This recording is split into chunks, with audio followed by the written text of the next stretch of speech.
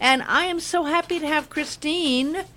Christine is really doing an important job. She's with the Alzheimer's Association, and I have to say how important the work you're doing. Christine Spencer's put on this huge Alzheimer's walk. I remember when it started, about how many years ago? Oh, at least maybe close to 20 years ago. Wow, 20 years. And now it's grown and it's grown and it's grown. It's now at the Keopolani Park, and it's on the Saturday after next, right? Yes, October 26th at the lawn in front of the Boys and Girls Club, and our registration starts at 7 a.m. And we do have some entertainment as well. We've got the taiko drums coming. Oh, that's a good way to start it off. Not bang a drum, yeah? Bang a drum, get it on, yeah. Yeah, they get everybody's heart pumping before the walk. And it's 7 a.m. for the registration, or are these? The registration's at 7, and then our program will start around 7:45 a.m. Now, one thing I was shocked to find is that you don't charge for registration. Right. This is a free event, so families are welcome to join. You can register online or you can register that day. And yeah, there is no fee to participate. A lot of people take it upon themselves to do fundraising, and they start a team and they raise hundreds of dollars for us. And we really appreciate that and that support. But yes, it's also just free to show up and attend and bring your family and honor a loved one if you have someone you've lost to the disease. You know, it's hard to imagine 40 teams from where you started, and I have to say that's because a few things. Many of us have been affected or have family members or dear friends who have had Alzheimer's. My mother and my grandmother had both dementia and Alzheimer's. Oh. And now we're seeing, as it goes on, more and more and more people are experiencing this terrible disease that doesn't really have a complete understanding. There's still a lot of learning going on about Alzheimer's. And the sad part is, so far, there's not a cure. Exactly. There's been so much study and so much work done on this, right? But after all this time, we're still not sure as to what causes Alzheimer's and what you can do.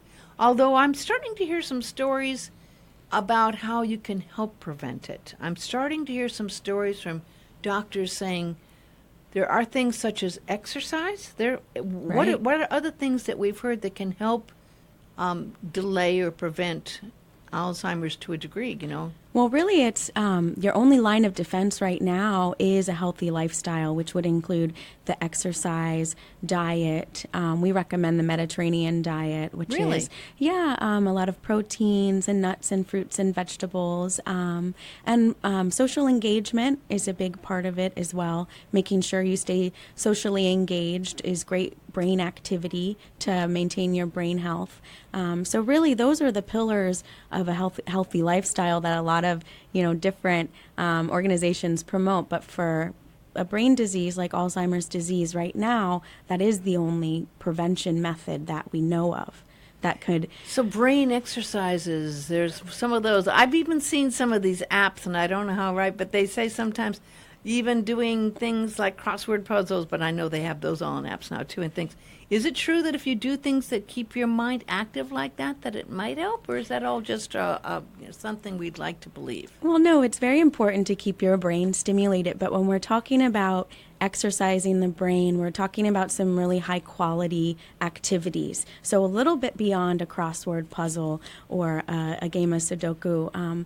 So like I mentioned before, for social engagement, if you take, for example, the first time you meet a new person, there's a lot of things going on in your brain. It's stimulated. It's almost like fireworks are going off in there. So social engagement is a great way just to stimulate some of those things in your brain. And that's more of a higher quality type of exercise that we would say. So I'm getting that this sparking in the brain is really good for it. It is, right. And it's interesting because I've talked to Amanda down there at the Queen Common Center, and Blue Zones do their walks on Tuesdays and Thursdays, and they've gotten up to, I think, over 200 people now. A lot of them, people that have maybe been on their own, are now coming down there and meeting people and doing the walks. It goes on from 8:30 till 11:30 on Tuesdays and Thursdays. And they're getting out and meeting new people, and they're getting out of their house and they're walking. So two good things that are very helpful. Exactly. Meeting people and walking at the They're same time. covering two of those pillars, which is great. And I know Blue Zone also likes to see people eat healthy as well, They right? do, exactly. Have you had any interaction with Blue Zone and talk with them? Yes, we know of their work, and we respect their work very much, and we are hoping that we can find some kind of program to work with them on with our kapuna. We do some classes, Healthy Living for Your Brain and Body, where sometimes we'll bring in a chef or somebody, a nutritionist, to talk about different ways to prepare things in the Really? Mediterranean diet. And Well, you've got my curiosity. I mean, of course, I did not know that the Mediterranean diet might have anything to do with that. That's so interesting. I also was checking some things out, and there was for a long time people thinking that aluminum pans caused Alzheimer's, and that proved to not be correct. Is that right, or is there any truth? And remember that for years, I was going, "Oh, you can't cook with aluminum pans; you'll get Alzheimer's." Right. Yes, that was a myth that they debunked some time ago. But there's always a lot of speculation and myths about what really causes the disease because we don't know. Every person is unique in the way they develop the disease and progress, and Really? even So there's not a typical defined way that you can know if you by actions if you have Alzheimer's, huh? Well, we do know that there are 10 signs that you can look into and see if you develop some of those warning signs. And what would those 10 signs be? I could name most of them by heart. I know I threw it out there without you having your 10 little reasons why, but No. give me some. Well, the main thing to remember with these signs is it's something that isn't really considered normal aging. So something like forgetting, right? As we age, it's pretty normal to forget things sometimes. Is that the senior moments? Right, Yes, a senior right. moment. But when you have a disease like Alzheimer's, the difference would be if you forget something, you're not going to be able to recall or pull out that information again. Whereas somebody with normal aging, you may be able to remind them or give them a clue, and that motor is going to start, and they're going to say, "Oh, okay, that's right." Whereas, Wow, so it just goes and it doesn't return. right, because there's I'd never heard that before. That's very interesting, Christine. Yeah, the brain tissue actually does die over time from the disease. So your brain is about 3 pounds, and through the progression, it'll go to about 1.5 pounds. I did not know So that. yeah, that takes away a lot of that functioning, and mostly it's memory, language skills, I and had things never, like that. ever heard that the brain actually can shrink 1.5 pounds. With the disease, because the brain tissues can no longer communicate to each other and send signals because of something they call plaque buildup. And so when those neurons can't communicate, the tissue will begin to die. Now, I've heard that there are ways doctors can actually start to see in scans if that's happening, but there's a lot of issues that people have with that, isn't there? It is sometimes difficult to get a diagnosis here on Maui. Is and it? Okay. It can be just because you would really want that brain imaging so you can look and see if that plaque buildup is present. You can get a diagnostic kind of test done with your primary care provider, but going that extra step to get to the neurologist scan, and to get the scan, it takes time, and that's why a lot of times people on the island will say they have dementia, and they won't necessarily say it's Alzheimer's, and it's probably because they got diagnosed with dementia, which is a general term for all of these batches of symptoms with a brain disease. What is the difference then between dementia and Alzheimer's? Well, dementia is the umbrella term or the general term for these symptoms in the brain that could include loss of motor skills, language. Alzheimer's disease is the number one type of dementia, but other types you probably know of are Parkinson's disease. I didn't know that. Yes, I Lewy didn't bodies know Parkinson's disease. disease was dementia. It is. Frontotemporal degeneration is another one. So there's many different types of dementia. See, all these years I thought dementia was just part of Alzheimer's. They're a separate thing. I didn't know it was the umbrella term. Yes, exactly. A lot of people don't know that. No, and so that's why we're really trying to raise some awareness and share education about understanding the disease a little bit more. I think one of the saddest and hardest things about it is that it's very, very expensive to get full-time care. And at some point, families really can't handle some of the issues that come up. And it can be extremely hard for families or even caregivers and taking care of a person that is towards the latter stages of Alzheimer's. And it's so expensive to have assisted care living. It can break families. The money and the cost of it. I mean, maybe even more here in Maui, right?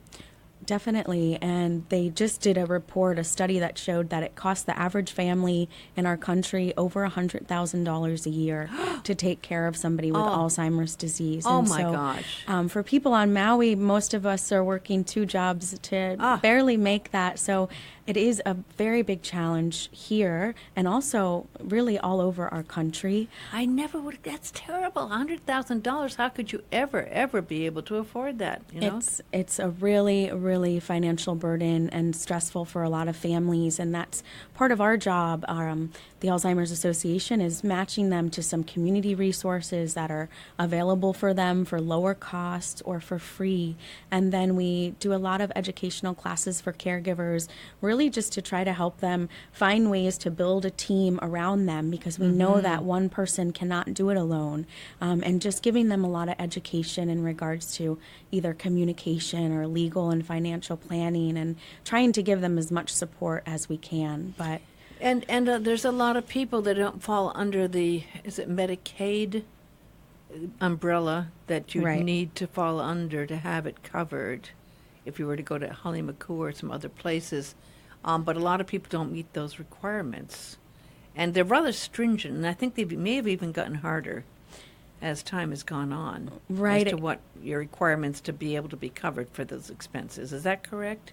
I think, they really try not to discriminate by, by any kind of financial situation, but it is under the Medicaid bracket. And so if you don't have that, then you are probably going to look for some other options within Medicare. And the good news is there are some, private homes that are foster homes that are accredited to be foster homes and living facilities for people. There are options no matter which insurance you have. I didn't know about the foster homes. There's actually a company that I could leave a number for that you can call, and they can see if they can place you within a family foster home. That's so important to know, because it is a devastating issue in itself. Alzheimer's is devastating in itself. It really is. But if you also have the problem of the financial situation, and knowing that you just really don't have the money to take care of these things. So this is why the Alzheimer's Walk is going to be so important as well. Because it's going to be something where there's going to be people out there that, like you and others, who know what's going on, who can help. Exactly. Who can make a difference, right? I mean, saying, okay, we're here to help. And I think that's also really an important part of these gatherings that happen. It is. It is just to, get our community together, but more importantly, the generosity of our community for this walk is so amazing, and all of the funding that we raise, it stays in our community here for all of our free support services. So there's never a charge for a consultation or a class or a support group. And we can really do that because of the generosity of our community and all of those folks that come out for the walk on October 26th. This is your big fundraiser. This is our annual biggest fundraiser that we do, and it's where we get the majority of the funding for the year to come. And how do they find out more, and how do they register? So if you want to register for the walk, you can go to alz.org/Hawaii. I also wanted to mention, if you need our support services in any way, we have a 24/7 helpline that you can call, and that's 1-800-272-3900. I'm going to repeat that because some people are driving. And if you have problems with your senior memories, you might not remember. But again, the number is 1-800-272-3900. 272-3900. Exactly. Okay, 292-3700. Did I get it wrong? 292-3900. See, I didn't pass the test. 3900. But that number is probably also on the website. That number is on our website, and you can also Google alz.org. And you can do /Hawaii Yes. to find out and to register. And to register to find out about our support groups, our educational classes, and our family care consultations. You can also find all of that information there. Well, that's very important, and I just love the fact that it's become such a wonderful big event. I mean, truly, it's a great thing to see so many people coming out and supporting this. So, 7 o'clock in the morning, start early. Out there at Keopulani Park, it's on the side where it's on the Boys and Girls Club side, Yes, right back on that side. Mm-hmm. And then you'll walk down to Keopulani. Where do you park then? Would you park Across at the stadium at parking. the stadium and then go over? Okay, gotcha. And it's actually right in front of the Boys and Girls Club there. I'm trying to picture Right it on all. their front lawn. On Yes. their front lawn, We'll and then have you'll meet there and then go around the walk. And it's a lovely walk. I do it all the time. I like it very much. It is. It's Yeah. a good walk. Well, it's wonderful talking to you, Christine. Thank I you. think it's really an important event, and I really think it's fantastic that you're doing the work you're doing, and it's nice for people to be able to get out there and support you. So thank you so much for coming in and explaining what you're doing and the important work you're doing with the Alzheimer's Association. Thank you so Okay. very much for having us. It's- And I have a lot of volunteers to thank that put the walk together. I couldn't do it myself, so thank you to any volunteers listening. And Absolutely. thank you very much. Aloha. Aloha.